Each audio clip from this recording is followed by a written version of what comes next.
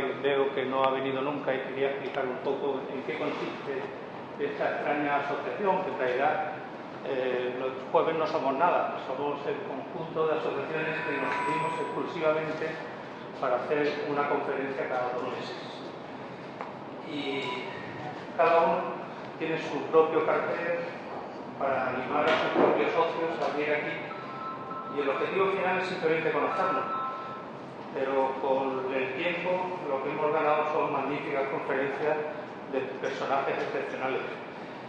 Y hoy tenemos una de ellas, que es a nuestro académico don Manuel Olmedo, que nos va a hablar de alguien desgraciadamente menos conocido en Málaga, siendo malagueño, y en España que en Estados Unidos, para tratar de que ese conocimiento siga aumentando entre nosotros.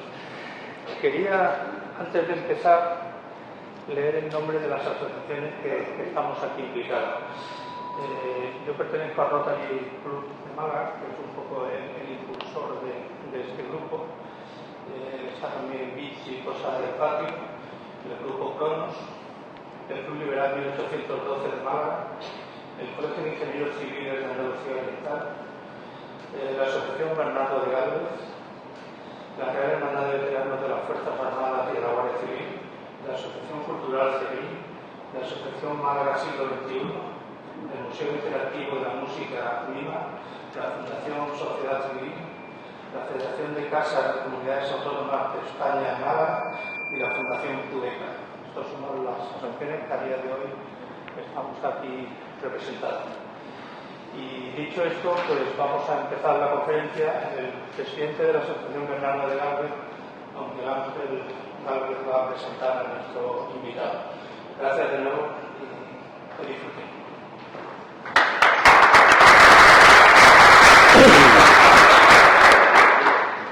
Gracias.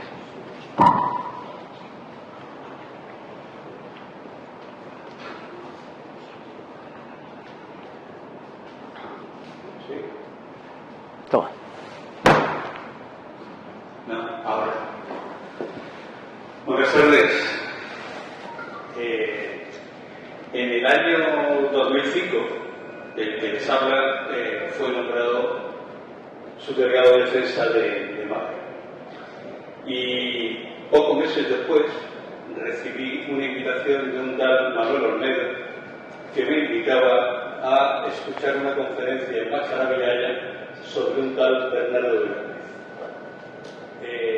Yo abrí los ojos porque ni sabía quién era Manuel Olmedo, ni sabía quién era Bernardo de Gálvez, aunque apellidándome Gálvez, y mi familia se oriunda de Massaravillaya. Pero reconozco que en aquel momento yo al único Gálvez que conocía era José de Gálvez, porque lo había estudiado y porque en casa teníamos un libro de Ángel de Rubio Argüelles que se llamaba Un ministro de Carlos III. Y como me picó la curiosidad, pues yo fui a Massaravillaya, escuché por primera vez hablar sobre Bernardo de Gálvez y escuché a este señor con el que ya tengo una amistad de hace 18 años. Manolo es malagueño. Mañana, 7 de julio, es su cumpleaños. Felicidades para mañana. Muchas gracias. Cumple 50 y muchos. Y él procede de una familia militar. Su padre era general de infantería, sus hermanos son también infantes. Y él lo intentó, pero el reglamento médico le puso un punto final a su ilusión. Y entonces hizo la carrera de ingeniero técnico industrial. Desarrolló su labor en el Ayuntamiento de Málaga, particularmente en el área de urbanismo. Bueno, quiero decir antes que se me olvide, porque si no luego me podrá dar detrás de las orejas, es padre de 6 hijos y sobre todo abuelo de 4 nietos. ¿No eres abuelo de 4 nietos? Sí, de 7 hijos. Ah, más todavía. Sí. Bien, su labor, como decía, lo ha desarrollado en urbanismo. Él es un gran conocedor del subsuelo de Málaga, porque lo ha visitado, lo ha pateado.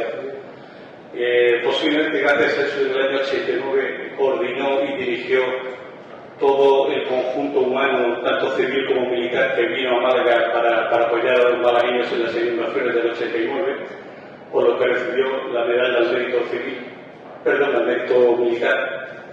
También tiene la medalla al mérito de la Guardia Civil. Es uno de los artífices del túnel del Alcazaba. Y bueno, sigue luchando. Hace unos meses ya lo demostró aquí dando su conferencia sobre una solución permanente para el río Guadalquivir. Pues todas cosas muy relacionadas con Málaga, porque su pasión es Málaga. Málaga su historia y Málaga sus personajes. De hecho, puede estar hablándoles de Cánovas del Castillo, de Rodríguez de Berlanga, de Jorge Loring o de Bernardo de Gálvez, pues una hora seguida sin necesitar ningún tipo de apoyo. Posiblemente por eso sea académico de Bellas Artes de San Telmo, académico de la Malagueña de Ciencias y académico correspondiente de la historia.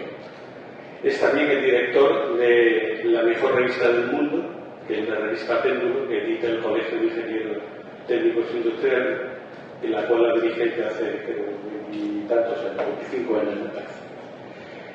Luego es autor de una veintena de libros, muchos de ellos firmados con su gran amigo en conjunto, Paco Cabrera, que hoy no nos puede acompañar, y por supuesto ha impartido un montón de conferencias y ha escrito infinidad de artículos. Yo tengo poco más que contarles. No sé si me dejo alguna cosa por aquí. Bueno, por supuesto que el vicepresidente de la Asociación Bernardo de Gálvez es el gran conocedor mundial, diría yo, de la figura de Bernardo de Gálvez, y lo que le voy a pedir es que todo ese conocimiento lo resuma en los 40-45 minutos que puedo ver la conferencia. Manolo, tuyo es.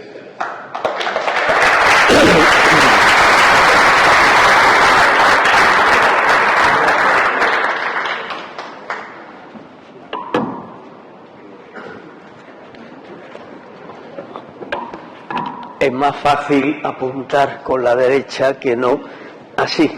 Bueno, buenas tardes, bienvenidos todos. Bienvenidos cada uno de vosotros, porque a mí cuando se me plantea una oportunidad como esta, la conferencia que imparto es para cada uno de vosotros que hoy nos habéis querido acompañar. Muchas gracias a Miguel, que no veo por dónde está, que es en primera fila, como debe ser, que es el gran organizador de este conjunto de asociaciones malagueñas. Muchas gracias a Miguel Ángel, se nota que, en fin, que nos queremos, ¿verdad? Y, bueno, respecto al día de mañana, espero vuestras felicitaciones, por supuesto, pero recuerdo una canción de Sabina que dice: a mis 40 y 10, 49 dicen que aparento. Pues a mí me pasa poco más o menos lo mismo. Bueno, a lo que vamos. Vamos a hablar de un gran héroe de España, cuyo nombre es Bernardo de Gálvez, y el mote que Su Majestad el Rey, como luego veremos, es yo solo como figura en la primera imagen. Van a ser 100 imágenes que van a ir corriendo a medida que voy a ir comentando sobre ellas lo que corresponda. Y la idea es que no me ocupe esto más de 45 minutos, para que después todos los que quieran comentar algo o preguntar cualquier cuestión, pues intentaremos responderle. Oyendo hablar a un hombre fácil es saber dónde vio la luz del sol. Si alaba, sí, como Sabina también, sí. Sabina se cayó de 2 metros de altura. Oyendo hablar a un hombre fácil es acertar dónde vio la luz del sol. Si alaba a Inglaterra, será inglés. Si reniega de Prusia, es un francés. Y si habla mal de España, es español. Y esto lo escribió un periodista, Joaquín Bartrina, catalán, nació en Reus en 1850. Y viene muy al pelo porque yo hoy vengo a hablar bien de España, de nuestra patria, de nuestra nación. y de una figura excelsa para la excelsa historia de España. Esta figura que vemos ahora es la efigie del rey Carlos III, porque durante su reinado se produjo la intervención española en la guerra de independencia de los Estados Unidos, y en esta moneda pues figura su efigie como el mejor rey Borbón que ha tenido España, sin entrar en disquisiciones respecto a los actuales que han ocupado el trono de España. Bernardo de Gálvez y Madrid, pues no, Bernardo de Gálvez y Gallardo. Es curioso porque este título está tomado de un libro en el que escribe una biografía, pues un catedrático, ¿verdad? Bernardo Vicente Apolinar de Gálvez y Madrid nació en Macharavillaya el 23 de julio de 1746. Pues tampoco, esto de Bernardo de Gálvez y Madrid tampoco es cierto. Pero fíjense, esto es una tesis doctoral que dice después abajo el resumen de su partida de bautismo: hijo legítimo de don Matías de Gálvez y de doña Josefa Gallardo, su mujer, con lo cual el segundo apellido, y esto para siempre, no es y Madrid sino Gallardo. Y esta es la iglesia de Macharavillaya, en la foto más antigua que se conserva de ella. Esta foto la conseguimos en la Universidad de California, y así aparece con el párroco, que era don José Béjar Cunqueiro, porque fue una visita que hizo a Macharavillaya el año 1910 un norteamericano que luego escribió una biografía de José de Gálvez, tío de Bernardo de Gálvez. Y aquí tenemos una magnífica fotografía hecha por don José Manuel Villanova, que es el señor que tan amablemente y tan cordialísimamente es el que graba estas conferencias para que luego puedan ser difundidas. Él hace una magnífica fotografía, y esta es la lápida fundacional de la iglesia de Macharavillaya, en la que se cita cómo se construyó, quiénes financiaron su construcción y quién fue el arquitecto: don Miguel del Castillo, el año de 1785. Y aquí tenemos el grupo escultórico, obra del escultor Jaime Pimentel, que gracias al alcalde de Málaga hoy está en una zona muy concurrida de nuestra ciudad. Y aquí tenemos además un matrimonio que son los guardianes de este grupo escultórico, porque viven justo al lado de este grupo escultórico. En él están representados pues Bernardo de Gálvez, que en ese momento está despidiéndose de su padre don Matías, es el que levanta la mano en actitud de bendecirlo porque se va, y no volvieron a verse. Debajo, sentado, está don José de Gálvez, ministro universal de Indias, el malagueño, junto con Cánovas del Castillo, que ha tenido un mayor poder en la historia de España. Y a su lado está don Miguel de Gálvez, otro de los hermanos, que no es que fuera sacerdote, sino que lleva la toga de los letrados, de los abogados. Ambos, los cuatro, quiero decir, fueron personajes excepcionales en nuestra historia.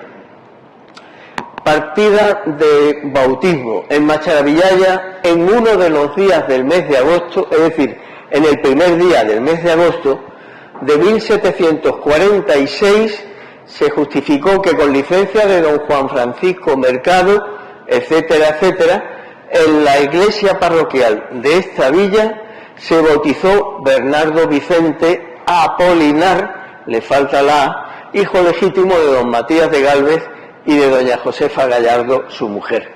Allí, en aquel pequeño pueblecito que merece ser visitado, si aún no lo han hecho, nació Bernardo de Gálvez.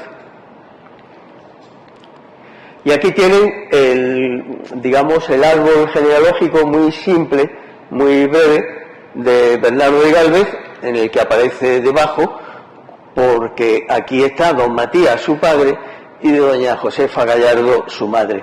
Todo esto no es más que un resumen, lo que hoy vamos a tener ocasión de contarles, un resumen de la biografía, como hemos dicho, de una figura excelsa en la historia de España, pero nuestro trabajo, junto con Francisco Cabrera, ya citado, no ha sido otro que ir a las fuentes originales, no ir a los libros, porque de los libros se suele decir muchas veces ese refrán italiano que dice traductore traditore, es decir, traductor traidor.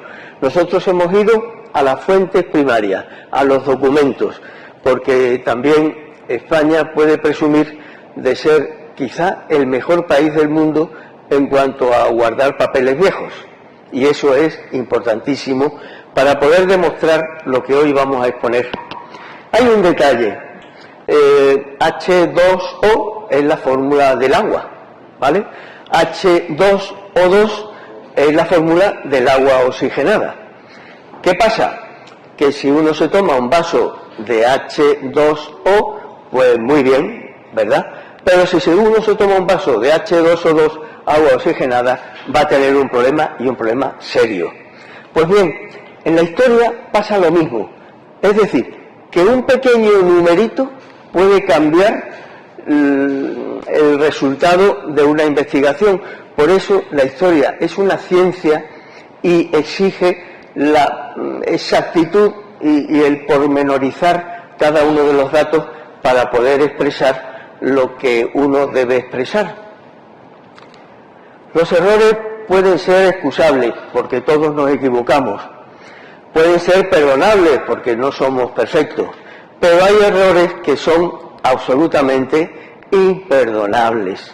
Y esto viene a cuento porque esto es la página de un libro en la que se relata cómo Bernardo de Gálvez participó en el asalto a la ciudad de Argel, el año de 1775.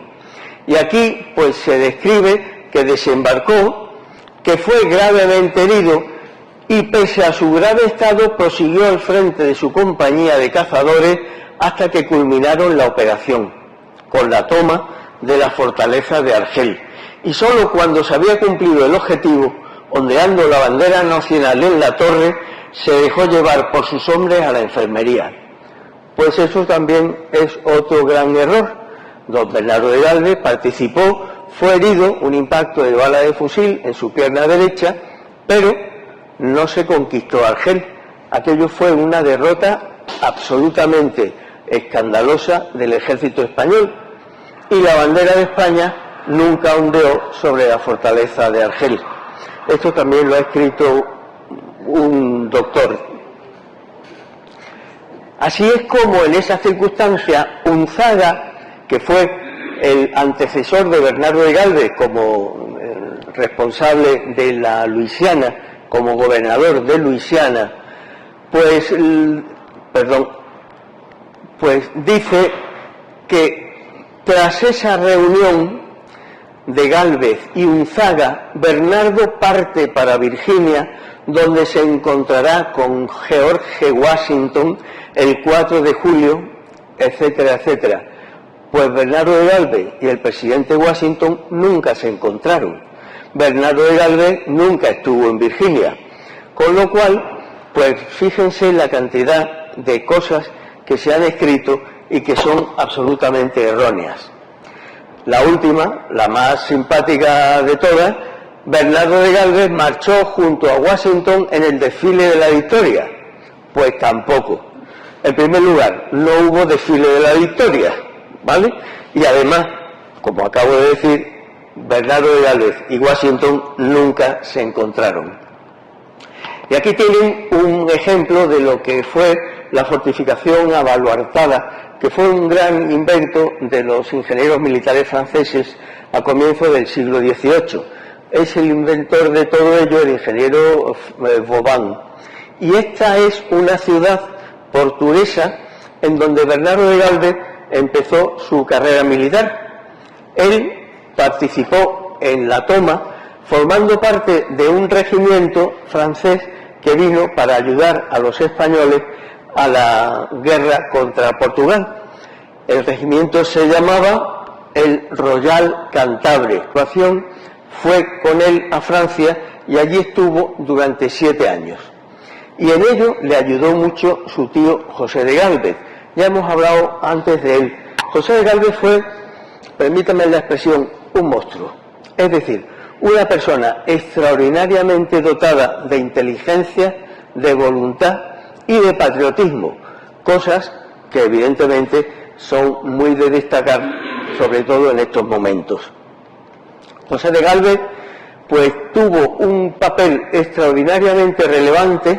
Más que eso, fue el que impulsó la expedición que, como aquí podemos ver en este libro que se imprimió el año 1769, el que impulsó la exploración, evangelización y civilización de la Alta California. Hago hincapié en lo de civilizar, porque España nunca colonizó, España nunca tuvo colonias, España tuvo dominios, agrupados en virreinatos, y dentro de esos virreinatos, provincias que eran, pues como Burgos, Cuenca, Santander o Bilbao, provincias de España. Y este es el relato de lo que don José de Gálvez impulsó para, con lo que acabo de decir, sobre la exploración, civilización y evangelización de California, que estuvo protegida por un capitán de infantería. Los de infantería estamos en todas partes, como podrán comprobar, que era un catalán de Lérida llamado Gaspar de Portolà. Y para que puedan darse una idea de lo importantísima que fue aquella operación, pues fíjense que aquí he puesto que la distancia entre México y Alaska, que fue la zona sur de Alaska, a donde llegaron los exploradores españoles, estamos hablando de 3.000 kilómetros.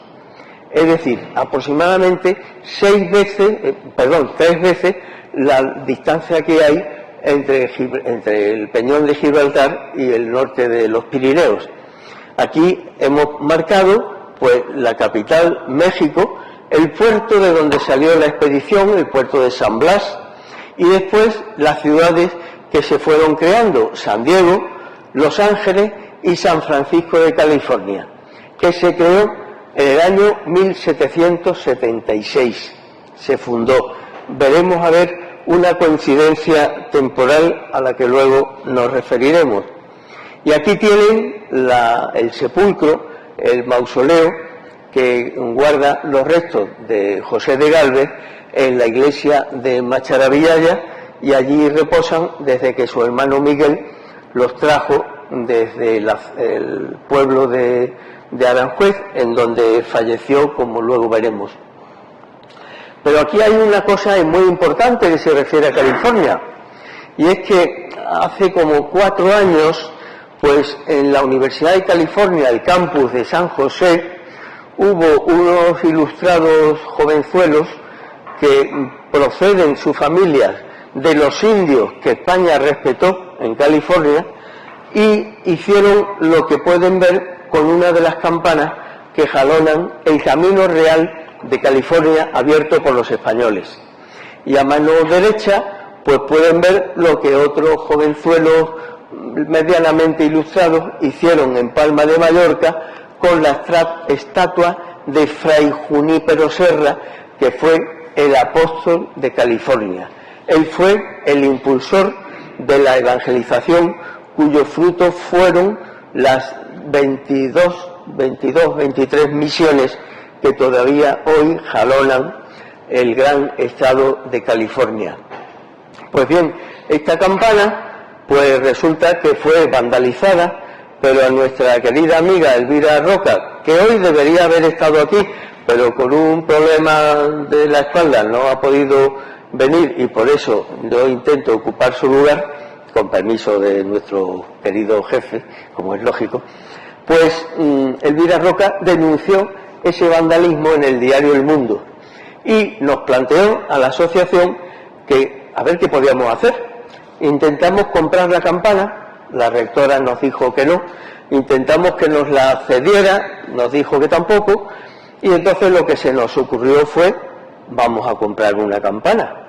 Y esta campana se compró en el mismo taller de San Francisco de California, en donde se fundieron las campanas que hoy son las que están no solo en las misiones, sino también en muchas de las viviendas de California, porque se ha convertido, pues, salvando la distancia, como los espetos de Málaga, algo muy característico de California.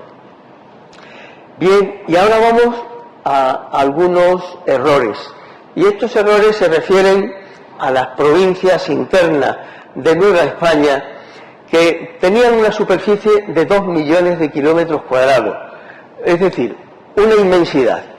Y esos territorios ocupaban la parte inferior, la mitad inferior eran de México, pero que luego Estados Unidos, a partir del año 1845-46, se apropió de ellos, y la otra mitad superior, pues son los estados de Utah, de Nevada, de Nuevo México, de Texas y de Arizona. En este inmenso territorio de 2 millones de kilómetros cuadrados llegan los apaches. Los apaches eran una tribu con muchos derivados, muchos ramales, que eran auténticos salvajes. Ellos vivían del asesinato, del robo, de la extorsión, y atacaban las poblaciones mexicanas, españolas, pero que ocupaban tanto los oriundos de las zonas mexicanas como los propios españoles. Y contra ellos le tocó a Bernardo de Gálvez defender aquellos territorios y aquellas poblaciones, formando parte de un grupo de soldados que eran los llamados presidiales. ¿Por qué? Porque eran los que custodiaban los presidios, que no eran unas cárceles, eran como si fueran cuarteles. Y estos soldados también recibieron el nombre de soldados de cuera, porque llevaban una especie de chaleco antibalas, como el que utilizan hoy las fuerzas militares o las fuerzas de seguridad del Estado. Y fíjense que estos soldados pues iban con lanza, con una pistola, con unas espuelas que cuando vayan a Sevilla les sugiero que visiten el Archivo de Indias, que por cierto lo fundó don José de Gálvez en Sevilla. Ahí fue un fallo, podía haberlo, en fin, fundado en Málaga, pero bueno, otra vez será, ¿no? Y los soldados de cuera llevaban el típico sombrero andaluz, porque en gran parte estos caballos eran caballos andaluces, y los soldados, pues también hubo muchos que procedían de Andalucía. Y esto es un presidio, es decir, una especie de fuerte hecho de cal y canto, en donde los soldados se alojaban en pequeñas guarniciones. Noticias y reflexiones sobre la guerra que se tiene con los indios apaches en las provincias de Nueva España. De Bernardo de Gálvez podemos empezar a decir ya que, aparte de ser un militar de vocación, también fue un escritor de vocación, y este escrito lo escribió personalmente después de las campañas que desarrolló en aquellas provincias internas. Este retrato es Bernardo de Gálvez con 20 años. Hemos tenido la inmensa fortuna, la asociación, de encontrar a un norteamericano que vive en Nueva York y que es propietario de este retrato, pero no sabía que era Bernardo de Gálvez. Con lo cual, pues tenemos este magnífico retrato de cómo era nuestro héroe con 20 años. Luego veremos otra cosa que pasó cuando tenía 20 años. El 10 de abril de 1775. Estas son palabras que escribió otro gran español, en este caso sevillano. Su nombre, Francisco de Saavedra. Y él escribió un diario en el que se citan estas palabras.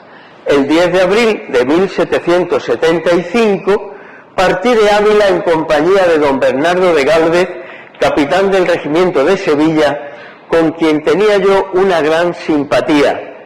Íbamos a caballo y tuve una marcha muy divertida, porque me contó varios pasajes de su vida que era una verdadera novela. Saavedra escribe esto el año 1775, cuando Bernardo de Gálvez tiene 29 años, y ya su vida era una verdadera novela.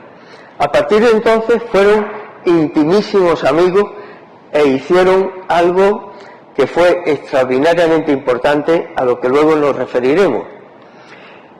El viaje a caballo de Ávila tenía como último destino Cartagena, porque de allí salió una tropa de 20.000 hombres que, con aproximadamente 160 buques de la Armada Española, entre navíos de guerra y también navíos de transporte, intentaron la toma de Argel, como se puede ver en este dibujo. Aquella acción fue un auténtico desastre, como ya hemos hablado, y Bernardo de Gálvez fue gravísimamente herido. Pero fíjense lo que nos vuelve a decir don Francisco de Saavedra.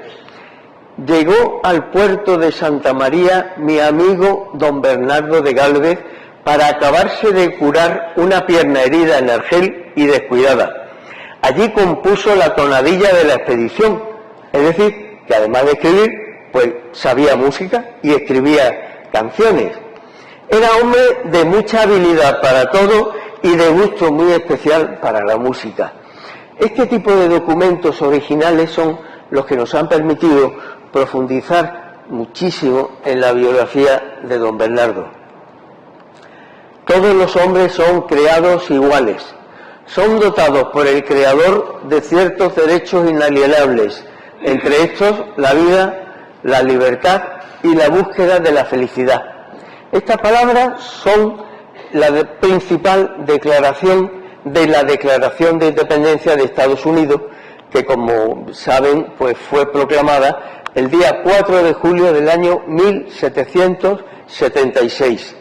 Evidentemente esto era la teoría, pero no por ello deja de ser digna de profunda admiración, y además con esta declaración comienza una nueva era de la humanidad, porque es el principio de la democracia que hoy tenemos nosotros, si dejamos atrás aquella democracia griega, que evidentemente no era perfecta ni mucho menos. Y aquí tenemos a José de Gálvez y a Miguel de Gálvez, porque se merecen un lugar especial en la historia de Málaga. Les pongo simplemente un detalle. Nuestra alameda principal es una obra que debemos a los Gálvez, lo mismo que le debemos su preocupación por el río Guadalmedina, que ojalá quiera Dios que hace apenas un año, cuando expusimos aquí esa idea sobre la solución que puede ser la definitiva para el Guadalmedina, pues pueda ser considerada por los responsables y pronto podamos tener una gran alegría para toda la ciudad. Pues bien, Miguel de Gálvez y José de Gálvez fueron además los grandes estrategas de la guerra de España contra Inglaterra en beneficio de la independencia de Estados Unidos. Aquí tenemos un poco uno de los dos teatros de operaciones de aquella guerra. El teatro de operaciones europeo, que se inicia con el sitio de Gibraltar, con el sitio de Menorca, que luego sí pudo ser conquistada, y con la gran operación que España y Francia hicieron juntos para poder invadir Inglaterra, pero por desgracia el problema de una peste que se planteó en la flota francesa impidió que llegara a producirse este gran éxito. Y aquí tenemos el gran teatro de operaciones de América del Norte. Aquí tenemos pues las tres grandes ofensivas de los ingleses, los británicos.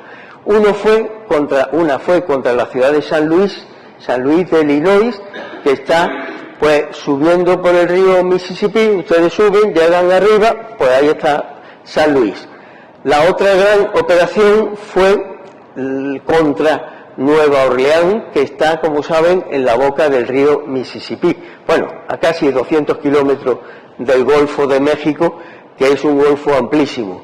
Y la tercera operación fue el ataque británico en la zona de Centroamérica, porque la gran idea de los ingleses era ocupar el Centroamérica y así poder dividir el continente americano en dos. No lo consiguieron, pero después, 50 años después, pues consiguieron dividir Hispanoamérica en 23 naciones para que se pudieran pelear y guerrear unas contra otras. Para que puedan darse una idea de cuál fue ese teatro de operaciones, pues aquí hemos marcado con esta línea roja las 13 colonias que se rebelaron contra el cruel dominio británico a partir de 1776. Aparece con esta otra dibujo lo que es la Florida, que los ingleses la ocuparon después de la desastrosa guerra que concluyó el año 1763. Y para que vean de qué estamos hablando, aquí está el mapa, la representación de la península ibérica, 600.000 kilómetros cuadrados, dentro del Golfo de México, que es 1.600.000. Esto da una idea de los grandes espacios en los que los Gálvez y España tuvieron que intervenir con motivo de aquella guerra. En el Golfo de México hubo varios puntos importantísimos.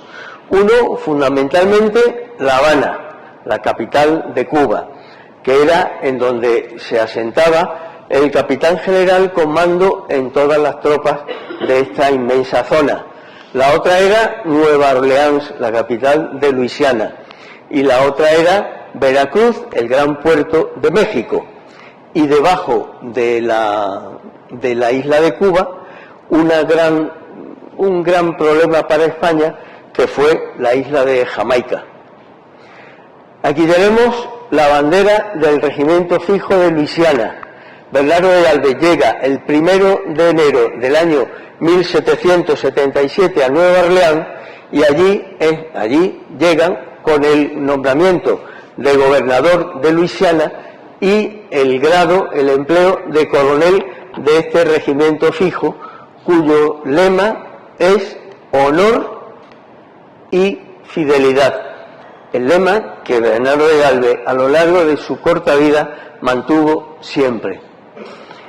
Para hablar de cuál fue la primera campaña de Bernardo de Gálvez, pues vamos a Nueva Orleans, que está situada en la boca, cerca de la boca del río Mississippi, cuyo cauce es este que vemos aquí. Entonces, la primera campaña es contra los establecimientos británicos que hay a lo largo del río. Hay 170 kilómetros desde el Golfo hasta Nueva Orleans, pero desde Nueva Orleans hasta llegar arriba son casi 500 kilómetros. Pues bien, Bernardo de Gálvez inició una marcha y conquistó la ciudad de Manchac, conquistó Baton Rouge, que hoy es la capital del estado de Luisiana, y también se le rindió la ciudad de Natchez, situada en la zona alta del plano. Insisto, 500 kilómetros ciénagas de la margen izquierda o derecha del río Guadalquivir, iba a decir, está en Sevilla, ¿verdad? Del río, Mississippi, ¿verdad? Perdonen el despiste, pero un poquito de agua, que hablando del río siempre es bueno. Bueno, pues está todo previsto. ¿Por qué Bernardo de Gálvez, con una tropa muy inferior a la británica, los vence? Porque hay una frase de un gran poeta latino, Virgilio, que dice: possum quia posse videntur. ¿Qué significa? Pudo porque estaba seguro que podía. En las Fuerzas Armadas hay una línea fundamental que es la voluntad de vencer. Es decir, cuando se entra en un combate hay que entrar con el convencimiento de que se va a conseguir la victoria, si no, más vale no entrar. Y por eso aparece aquí la palabra visa. Visa es un acrónimo, V-E de... Don Rafael, para que vea usted bien, la V es de voluntad de vencer. La I es de inteligencia. La inteligencia es la información procesada. La S es la sorpresa, porque está claro que es una poderosa arma ante un enemigo. Y la A, la acción de conjunto, y todas estas 4 líneas fundamentales fueron las que don Bernardo de Gálvez aplicó para sus triunfos en el río Mississippi. Y aquí tienen un maravilloso cuadro del gran pintor Ferrer Dalmau, en el que aparece Bernardo de Gálvez con su uniforme de coronel del regimiento, a caballo, y su tropa multiétnica, multirracial, que va avanzando por esas márgenes, esos pantanos del río Mississippi. Pero quedaban otros 2 importantes enclaves británicos. Uno de ellos era La Movila, hoy ciudad de Mobile, se dice en inglés, o Mobile, decíamos los españoles de entonces. Y la otra era Panzacola, que es el nombre español. El nombre en inglés es Pensacola. Pues bien, Bernardo de Gálvez, en la campaña de La Movila, la conquista en marzo de 1780. Y seguida, aquí tienen lo que era la ciudad de Movila, con el fuerte Charlotte, que Bernardo de Gálvez ataca y conquista después de remontar durante 60 kilómetros con sus flotas de apoyo esta gran ría. Merece la pena que, si tienen ocasión, pues puedan entrar en internet, en la página dedicada a lo que son la visión del mundo, porque es un territorio extraordinariamente complejo. Y a Bernardo de Gálvez, que vemos en un retrato que se conserva en Madrid, en el Museo del Ejército, un retrato un poco naif, a Bernardo de Gálvez le quedaba el gran problema de Panzacola. Hemos visto un retrato que se conserva en el Museo del Ejército. Ahora estamos detrás de este otro retrato, atribuido a Goya, y que parece ser que se conserva en Nápoles. Y bueno, a ver si tenemos suerte y conseguimos localizarlo. Pero aquí aparece el retrato más conocido de Bernardo de Gálvez. Ese retrato se conserva en Málaga. Lo posee la familia de Aya Gálvez, concretamente Mirenchu, que es hija del piloto Carlos de Aya.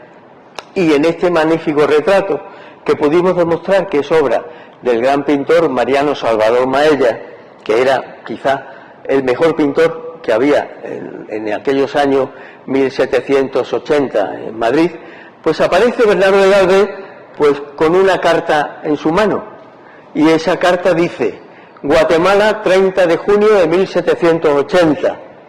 Querido hijo Bernardo, la felicidad de tus conquistas se las debes a Dios y tus adelantamientos al rey.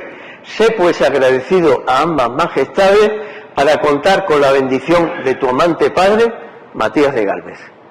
Es un detallazo impresionante del padre que, al conocer los triunfos de Bernardo, le envía una carta que le dice lo que acabamos de leer.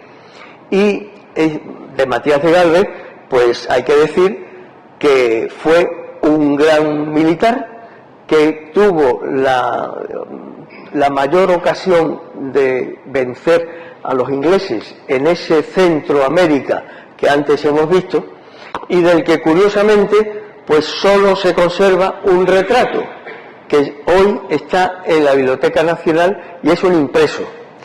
Aquí tienen un retrato en el que figuran muchas cosas de Matías de Gálvez, pero es que este retrato es falso, porque lo compró un señor que le encargó a un pintor que pusiera su rostro, con lo cual el retrato sí es de Bernardo de Matías de Gálvez, pero el rostro es de otro señor cuyo nombre pues no merece que pongamos. Lo curioso también es que este retrato se conserva en el Museo de América, al que hace como 7 u 8 años pues le comunicamos: mire usted que es que el retrato es falso, pero todavía lo pueden ver allí diciendo que es don Matías. En fin, van con un poquito de retraso. Y ahora vamos a Panzacola. Era ya la guinda del pastel, pero era un objetivo dificilísimo de resolver. El plan de ataque era desembarcar a sus tropas en la isla de Santa Rosa, y una vez que la flota de apoyo hubiese entrado en la gran bahía de Panzacola, transportarse a sus hombres a tierra firme para atacar los 3 fuertes que defendían Panzacola. A esta operación se oponía un fuerte que se llama de Barrancas Coloradas, y para colaborar en esta operación debería llegar a Panzacola la fuerza del coronel Ezpeleta, y el que mandaba la fuerza inmediatamente después de Bernardo de Gálvez era el coronel Girón.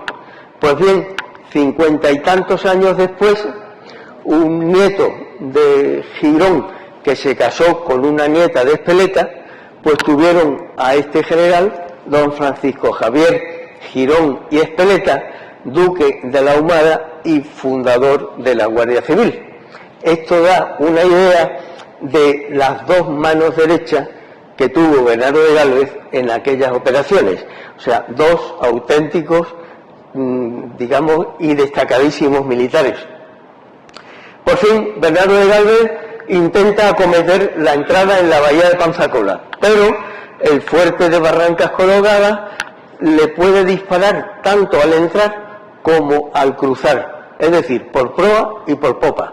Y ahí se produce un profundo desencuentro entre el que manda la flota de apoyo y Bernardo de Gálvez, que a fin de cuentas es el que tiene el mando de la expedición.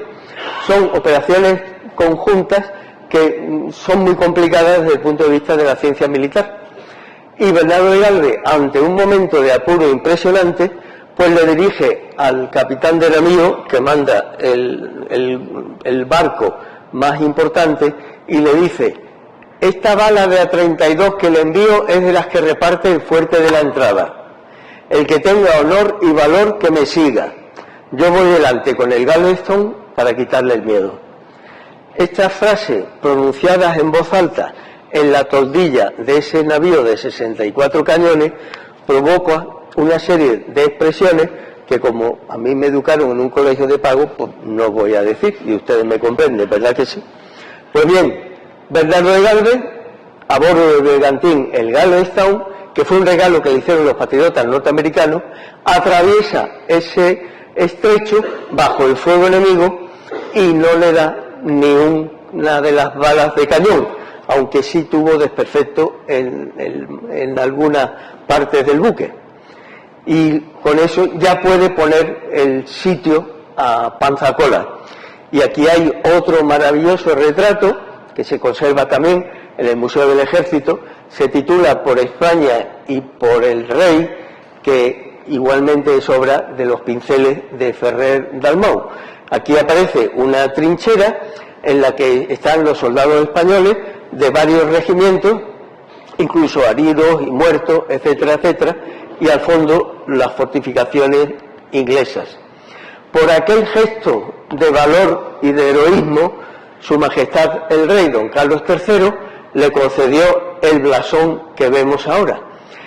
Aparecen en cada uno de los cuarteles los de sus apellidos, y en uno de ellos el rey quiso que figurase el propio Bernardo de Gálvez en la toldilla del Galveston, y por ahí aparece el mote que el rey le concedió cuando le hace la merced de título de conde de Gálvez. El mote es Yo Solo. Y este mote lo podemos ver mejor reproducido en esta ampliación, el Yo Solo arriba, el bergantín Bernardo de Gálvez en la toldilla, y Yo Solo es el nombre de la web de nuestra asociación Bernardo de Gálvez, de la que luego podremos hablar un poquito y cuyo presidente es el que hoy está encargado de ponerme muy bien cuando me ha presentado, como no podía ser de otra manera. Y esto es el triunfo de Yorktown. La guerra de la independencia de Estados Unidos tiene un final que fue en esta importantísima batalla. Pues aquí aparecen los soldados franceses, los soldados norteamericanos, los vencidos, los ingleses, pero no aparece España. pero lo que se ha dicho muy poco y se ha dicho no muy correctamente es que sin España no se hubiera producido el decisivo triunfo de la batalla de Yorktown. Y eso es una de las cosas que esperemos poder publicar con los documentos que acabamos de recuperar en varios archivos españoles. Documentos que yo creo que no han sido nunca abiertos por nadie. Bien, hay un detalle importantísimo sobre esta batalla, y es que fue el resultado de un acuerdo que permitió que el general Washington bajase desde Nueva York hasta la ciudad de Yorktown, junto a la bahía de Chesapeake. ¿Y por qué? Porque se llegó a un acuerdo para que España pudiese pagar los sueldos de los soldados norteamericanos, de los soldados franceses y de los marineros franceses. Con lo cual, sin ese dinero, no hubiésemos ido a ninguna parte. Cuando había una guerra, en cualquier parte del mundo, pues, y sobre todo en España, el rey, por ejemplo, mandaba imprimir una real cédula para que todos sus vasallos libres contribuyeran por una vez y en calidad de donativo con la cantidad que se expresa para los gastos de la guerra. El rey pidió a cada español de la península o de las Indias $1. Y aquí tienen la Catedral de Málaga, que como saben le falta una torre. Y le falta una torre porque la Catedral de Málaga también aportó el dinero para esa guerra. Y aquí están los documentos que lo demuestran. Con la información que nos facilitó un gran experto en monetarios y en antiguallas de esa época, sabemos que un peso español de aquella época equivale a 1.000 euros de hoy. La Catedral de Málaga aportó 400.000 reales, que pasados a pesos fueron 50.000 pesos. Es decir, la catedral aportó 50 millones de euros.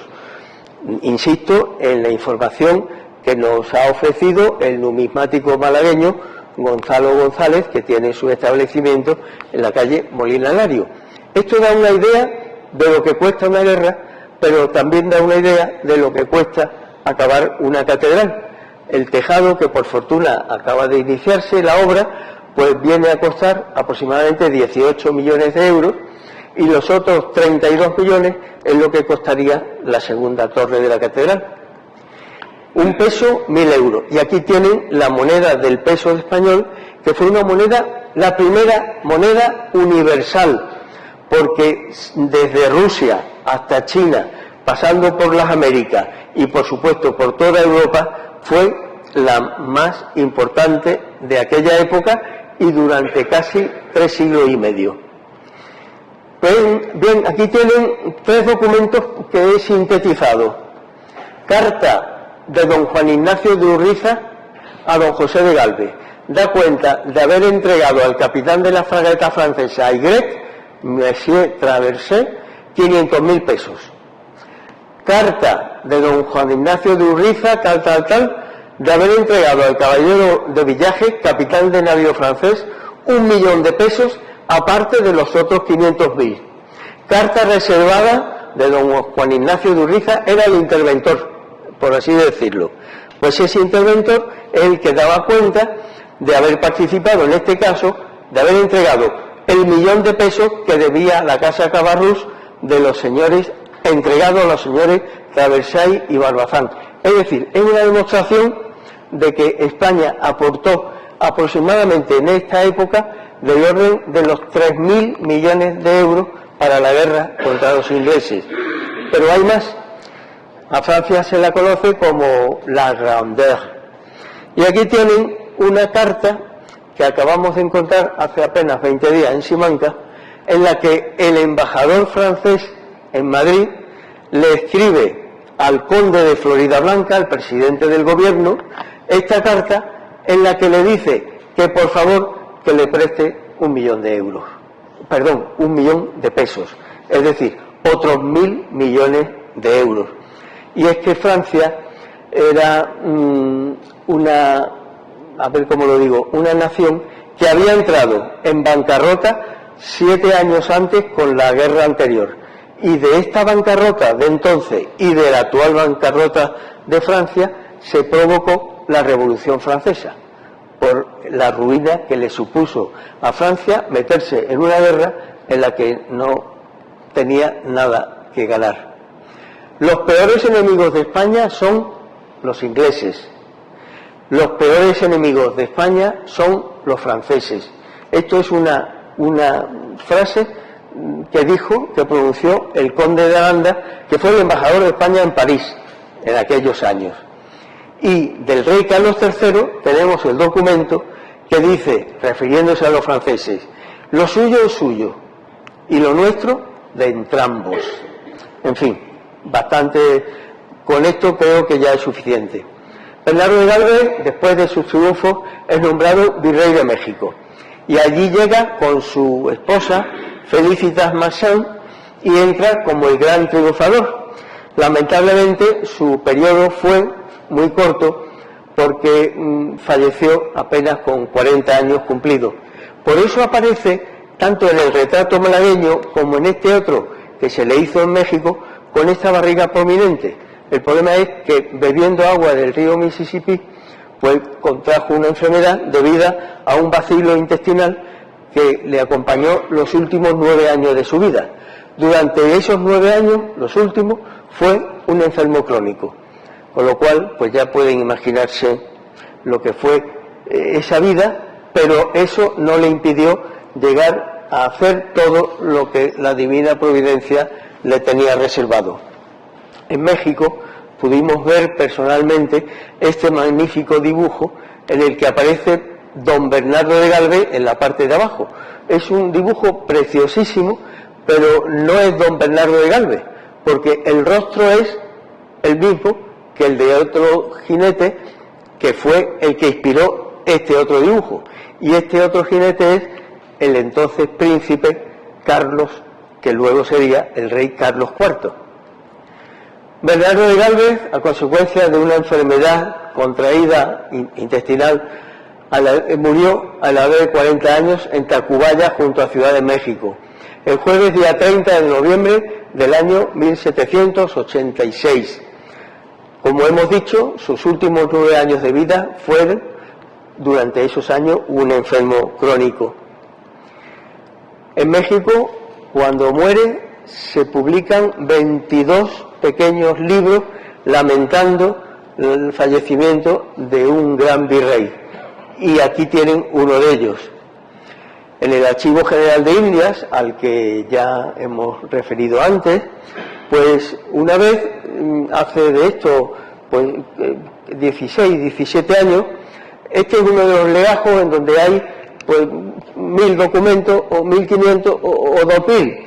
Y entonces uno llega allí, se sienta y con enorme paciencia frunta este documento, que es una carta escrita en francés en la que un señor patriota norteamericano, Oliver Pollock, le dice, poco más o menos, es usted tan bueno, está usted haciendo tanto por la causa de la libertad, que permítame que yo le envíe un pintor que le pinte un retrato. Bueno, en consecuencia, decía Oliver Pollock, solicito a vuestra excelencia que me permita encargar que si le haga un retrato, que haré enviar en la primera ocasión que tenga a mi jefe el honorable Congreso, a fin de perpetuar vuestra memoria en los Estados Unidos de América. Perfecto, ¿verdad? Pues bien, veo esa carta y bueno, pues estupendo, pero es que 4 años después, investigando los archivos nacionales de Estados Unidos, encuentro este documento, que es un documento escrito en Filadelfia el 9 de mayo de 1783, y es el documento en donde el presidente del Congreso de Estados Unidos, Elías Boudinot, le responde a Oliver Pollock que ha recibido el retrato y que se va a colgar en el Congreso. Bueno, fenomenal, porque yo tenía la primera parte y la segunda parte. Y esto lo publicamos, como ha dicho nuestro presidente, en la mejor revista del mundo, ¿verdad?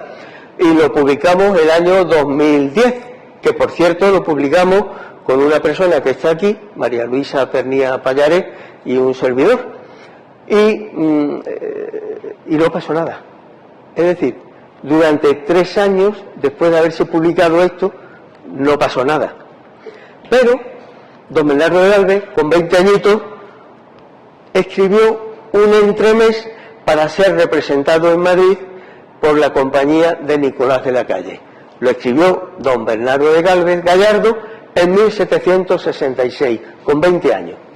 Este documento tuvimos la inmensa fortuna de localizarlo en el archivo histórico del Ayuntamiento de Madrid, y ocurrió lo siguiente, que se estrenó en Málaga en el año 2013 fue cuando se estrenó, y entonces la noticia se publicó en el Diario Sur con un despliegue a doble página. Pero la noticia del Sur la lee digital una señora que vive en Ferrol. Esta señora se lo manda a una niña suya que vive en Washington, y esa niña me escribe un correo electrónico y me dice: si es verdad lo que usted dice, pues yo vivo y trabajo en Washington, me voy a acercar por el Capitolio y voy a preguntar dónde está el retrato. Y esa niña es Teresa Valcárcel Graziani, a la que ahora veremos. Pero como ese retrato no aparecía por ningún parte, no apareció, tenemos idea de dónde puede estar, pues se le encargó la asociación, gracias al periodista Alfonso Vázquez, que la prensa málaga nos ha tratado muy bien, tanto el Sur con Regina Sotorrío como Alfonso Vázquez en La Opinión. Pues la asociación encargó al pintor Carlos Monserrate que hiciera una copia del retrato de Mariano Salvador Maella, y este retrato pues fue el que Teresa Valcárcel luchó denodadamente para que pudiera ser colgado en el Capitolio. Tan importante fue para Estados Unidos que el periódico pensamos más famoso del mundo, el Washington Post, pues lo publicó como portada, Teresa Valcárcel y el retrato. Y aquí aparece pues un señor que estoy seguro que todos conoceréis, Elías Bendodo, cuando era presidente de Diputación, que fue el que llevó en nombre de la asociación el retrato y se lo entregó a Teresa Valcárcel en mano, en presencia del senador Robert Menéndez, que fue un importantísimo apoyo para poder colgar un retrato, que fue visitado por Su Majestad de los Reyes cuando llegaron después a Washington. Y a Teresa pues le dedicamos algo como esto que ven aquí, el emblema Yo Solo de nuestra asociación, a Teresa Valcárcel Graziani, en agradecimiento a su excepcional labor en Washington el 18 de noviembre del año 14. Su Majestad el Rey, don Felipe VI, tuvo el gran detalle de recibir a la Junta de Gobierno de nuestra asociación en audiencia y, en fin, pues es un día, evidentemente, para recordar. Y don Bernardo de Gálvez está en los cielos, porque también tuvimos la enorme fortuna de que su nombre se le fuera impuesto a un avión de Air Europa en el aeropuerto de Barajas, gracias a las gestiones que hizo también Elías Bendodo, y aquí ven pues las personas que estuvieron presidiendo ese acto. Pero hay más. Este militar tan de mi estatura, ¿verdad?, el teniente general Martín Bernardi, fue el jefe de Estado Mayor del Ejército, y él estuvo destinado en Afganistán cuando mandaba el 4º tercio en Ronda, y allí en Afganistán se construyó una base avanzada que le puso el nombre de Bernardo de Gálvez Yo Solo.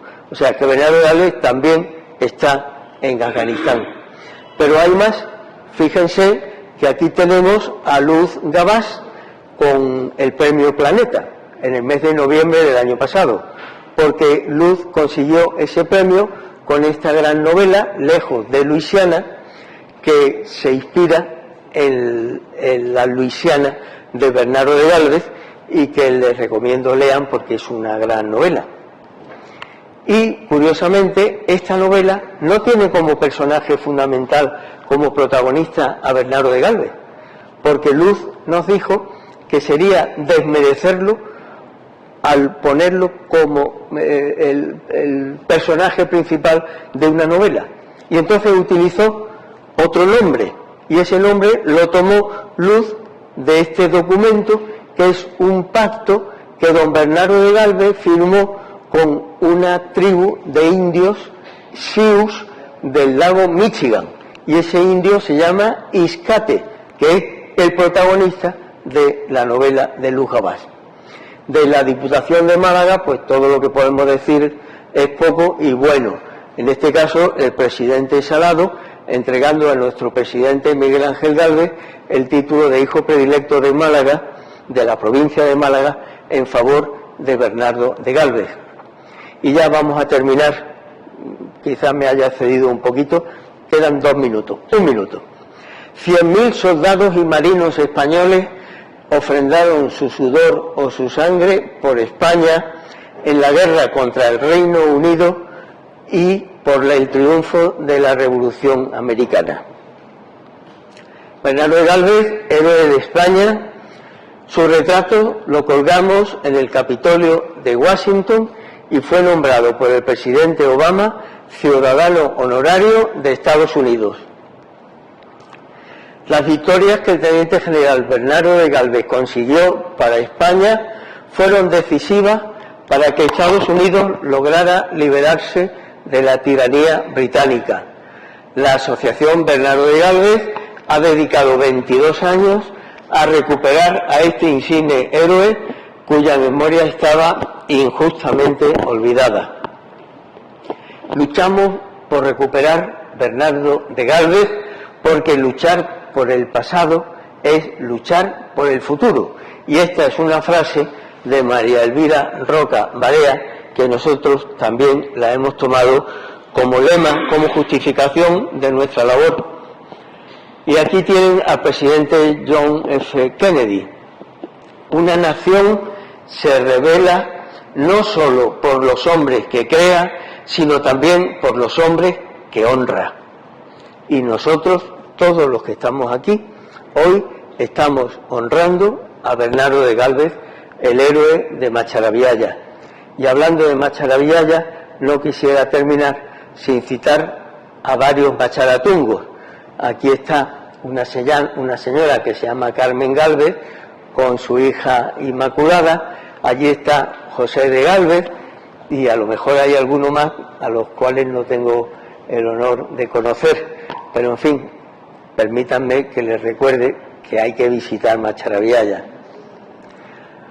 Y un ultimísimo detalle, esta es la partida de bautismo de Bernardo de Gálvez, y aunque ya lo hemos dicho, que nació en el día 23 del mes de julio. El día 23 de julio tenemos una cita todos, y en esa cita yo estoy seguro que va a ganar España, que es lo más importante, porque la Fundación Gálvez Málaga se ha constituido muy recientemente, aún nos queda un papel por ahí, con el objetivo fundamental no solo de recuperar la insigne figura de Bernardo de Gálvez, sino también recuperar la insigne trayectoria de España. Muchísimas gracias a todos.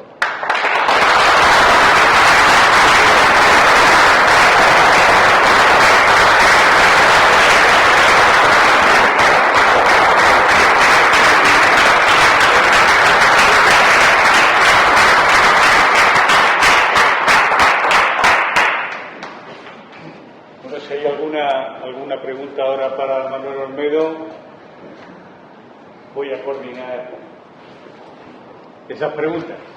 ¿Hay alguien?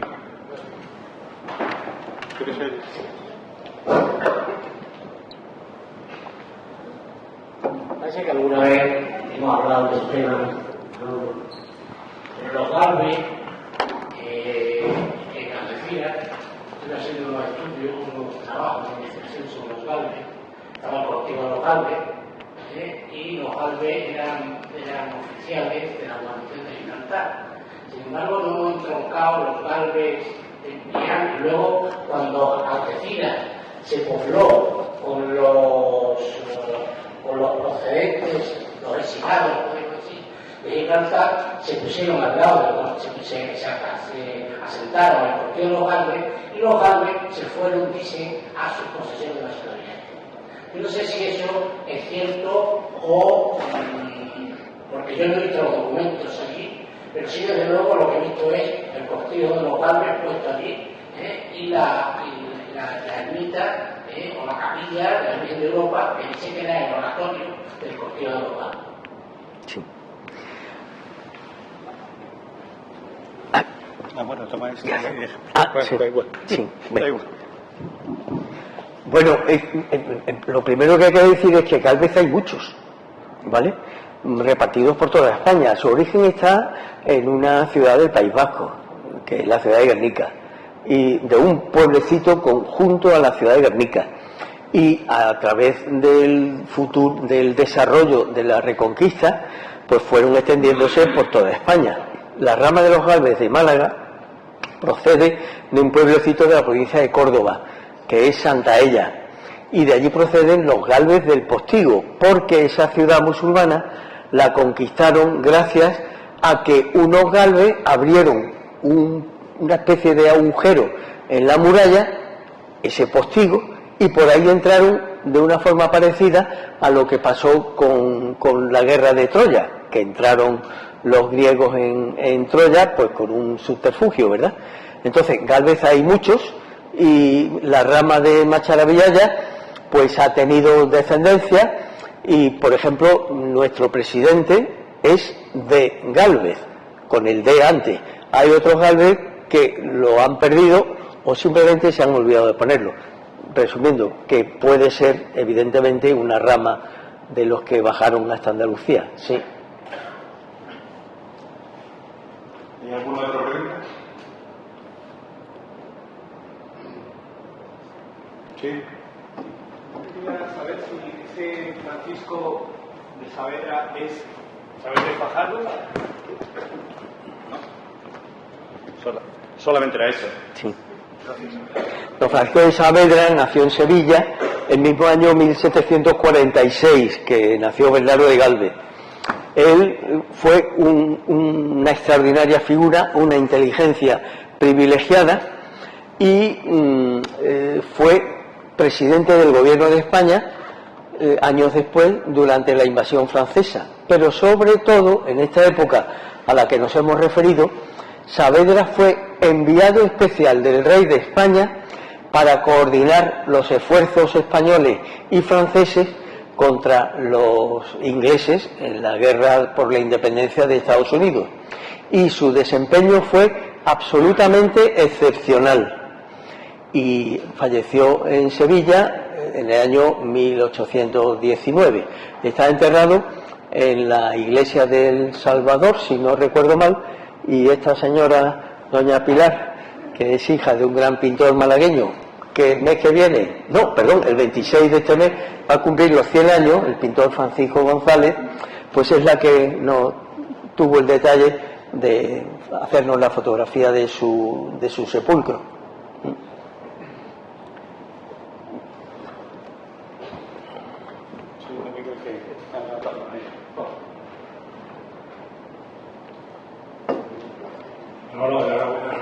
Buenas tardes, está bastante bien. Y si podrías contarnos algo sobre la fábrica de naipes, la relación con los Gálvez y con Macharavillaya y la importancia que tuvo esta. Pues sí, don José de Gálvez y don Miguel de Gálvez, a los que antes nos hemos referido, fueron unas personas que tuvieron muchísimas ideas en beneficio de Málaga y en beneficio de su pueblo, al que nunca olvidaron. No solo la iglesia que hemos visto antes, no solo la traída de aguas, la construcción de un lavadero, la construcción de unas escuelas para niños y para niñas, sino que también, como forma de impulsar el desarrollo industrial del pueblo, crearon una fábrica de naipes. Al que mejor le fue al director de la fábrica, el señor Félix Olesio, porque se pudo construir un palacio en la calle Granada, frente a la iglesia de Santiago, lo que demuestra que le fue muy bien. Las cartas pues no tenían demasiada buena calidad, y luego ya el desastre del final del siglo XVIII y de comienzo del XIX pues terminó arruinando la industria, ¿verdad? Don Miguel. Sí, supongo que tienen alguna explicación de por qué desapareció durante tantos años la figura de Bernardo de Galvez. Ha desaparecido de la historia de España hasta que llegasteis vosotros a buscar el documento. Bueno, vamos a ver, antes de que llegásemos nosotros hubo algunas publicaciones que lamentablemente no tenían el debido rigor, pero por lo menos mantuvieron la llamita, por lo menos, ¿verdad? Y la causa es muy sencilla. Lo que está pasando hoy con Ucrania, lo que está haciendo Rusia con Ucrania, es lo mismo que Napoleón quiso hacer con España. Descoyuntarla, ocuparla y así incrementar el poderío de Francia, cosa que llevaban luchando los franceses desde antes de que Málaga se conquistase por los reyes católicos. Estoy hablando de los territorios de la península italiana. Para España, Francia no ha sido solamente el peor de sus amigos, sino un auténtico traidor que ha intentado siempre aprovecharse de España. Y Francia lo ha hecho con mucho arte, porque hoy, pues en fin, el lenguaje diplomático es el francés, la grandeur a la que antes nos hemos referido. ¿Y qué pasó? Que con la invasión napoleónica de España por parte de los canallas franceses, no se les puede calificar de menos, murió aproximadamente un 10% de la población de España. España podía tener entonces alrededor de los 10-11 millones de habitantes. Murieron 1 millón de españoles, no solo en guerra, sino de hambre, de miseria, de enfermedad, y eso provocó que también muriera la generación de historiadores que siempre ocurre, son los que tienen que escribir la historia recién pasada. Aquí en España todavía pues se está escribiendo la historia del siglo XX y estamos en el XXI, ¿no? En aquella guerra tan cruel, tan canallesca por parte de los franceses contra España, murieron los historiadores que tenían que haber escrito la verdadera historia del siglo XVIII. Esa es la razón.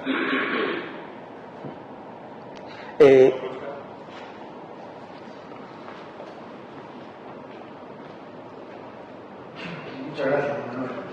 Dos preguntas un poco ilustrado. ¿Cuál fue el motivo principal por el que las colonias que origen los británicos declararon la guerra a Inglaterra? Y la otra, ¿por qué motivo se recuperó Menorca y no se pudo recuperar Gibraltar?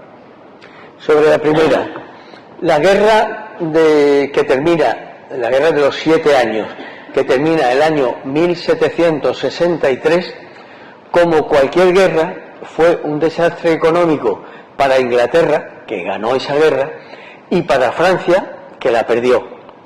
A España le afectó menos, porque España se incorporó a esa guerra cuando quedaba apenas un año, año y pico para que concluyese.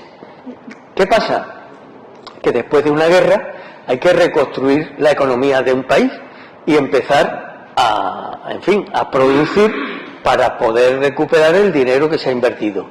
Y los ingleses hicieron esa campaña de recogida de dinero en las 13 colonias, exigiendo unos impuestos que llegaron a agobiar profundamente a la economía de esas 13 colonias norteamericanas, hasta el momento en que la presión fiscal fue tan alta y los ingleses tan altaneros como siempre, que provocaron la insurrección de los colonos.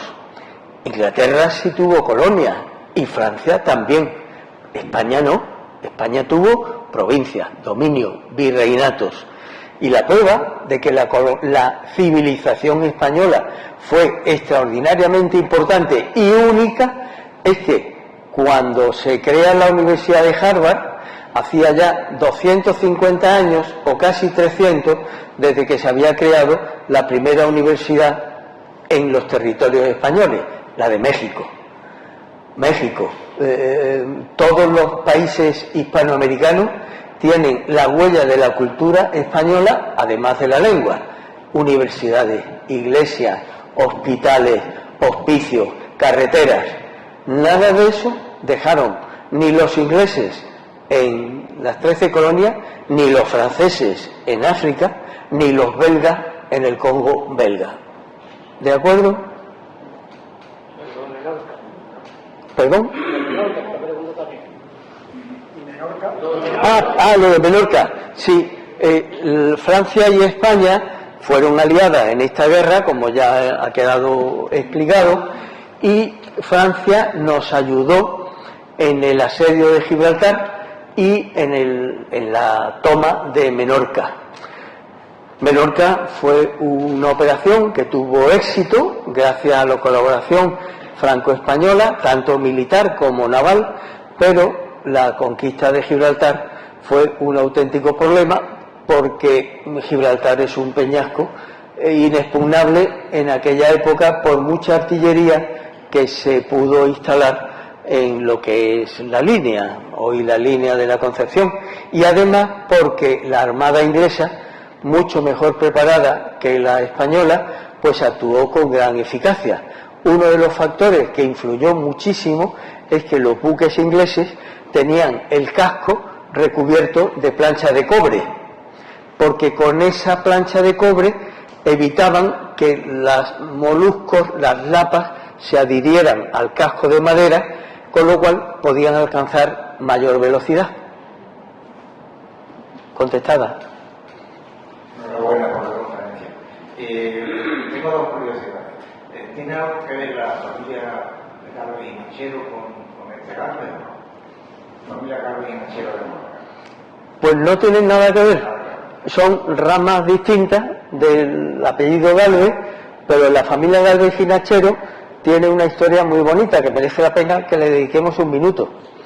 El bisabuelo de Mirenchu de Aya Galvez, propietaria del Gran Retrato, fue el que le dijo a la marquesa de Casa Loring que había aparecido en un velonero, en un taller que fabricaban velones para velas, una placa de bronce con extraños signos. Y por eso el marqués de Casa Loring compró la Lex Flavia Malacitana. El bisabuelo, el hijo de este primer Galvez, fue el que le dijo al marqués de Casa Loring que habían aparecido unas tablas de bronce grabadas en el pueblo de Osuna, que hoy se conservan en el Museo Arqueológico de Sevilla, y que es la Lex Flavia Ursunensis, que es, igual que la Lex Flavia Malacitana, el documento, la primera constitución del Ayuntamiento de Málaga o la primera constitución del Ayuntamiento de Osuna. Casualidades de la vida. Gracias. Yo he escuchado mucho sobre el tema de la Mosquita, que dice que no se llegó a terminar precisamente por la aportación económica que han comentado usted antes. Había escuchado que sea una leyenda, pero parece que se confirma que... Sí, está totalmente confirmado. Como hemos dicho antes, en España la corona, cada vez que había una guerra, pues se dirigía a los que podían contribuir económicamente. Y la Iglesia católica en España era un poder económico importantísimo. Por eso el Cabildo de la Catedral pudo aportar 400.000 reales, que equivalen a los 50.000 pesos. Es decir, 50 millones de euros de los de hoy. ¿De acuerdo? Me están haciendo señas de que hay unas cervezas y unas tapas por ahí que no deben aguardar más a ser consumidos, ¿no? Si os parece, cualquier otra consulta, cualquier otro comentario lo podemos hacer mientras que tomamos una cervecita. Muchas gracias.